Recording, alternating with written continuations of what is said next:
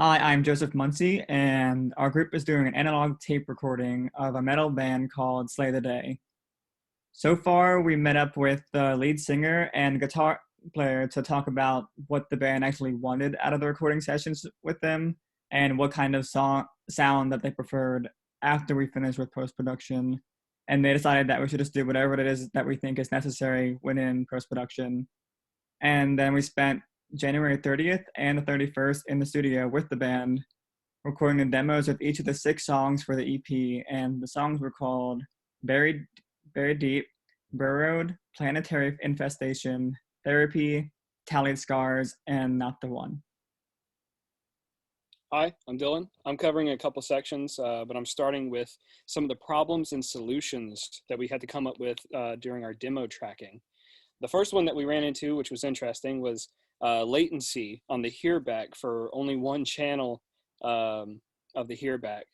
And we figured out that it was the length of the TRS cable in the patch bay that was causing, it was not even 2 milliseconds worth of a delay, but the drummer was able to hear it and it threw him off. We switched to a cable that was maybe 5 inches long or something like that, and it fixed it. It made it so that the latency was so close he couldn't really hear it. Another issue that we discovered is that the band members were getting drastically different mixes of their live tracking than what we had in the studio. So I had to mix their headphone mixes to sound like what we were hearing, and then they would come in and be like, oh my gosh, it sounds so much better.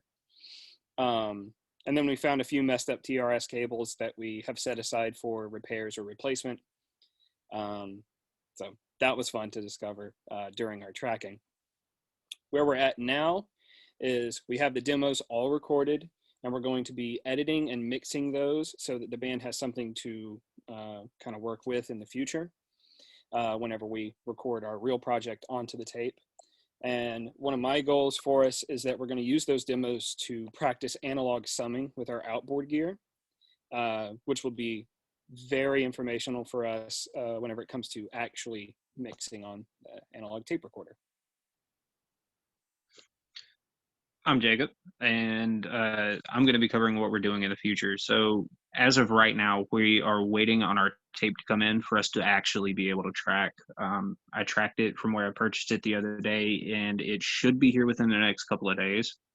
We're also working out scheduling conflicts with the band because we thought we would have the tape by now to be able to do some actual tracking. And some things fell through with that. So we had to order it from somewhere else.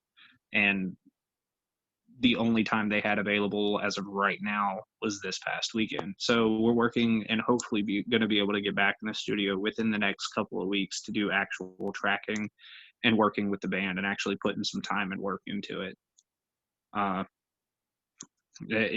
And as of right now, we're just really looking forward to being able to get in the studio and put in that time and getting to play with the ATR.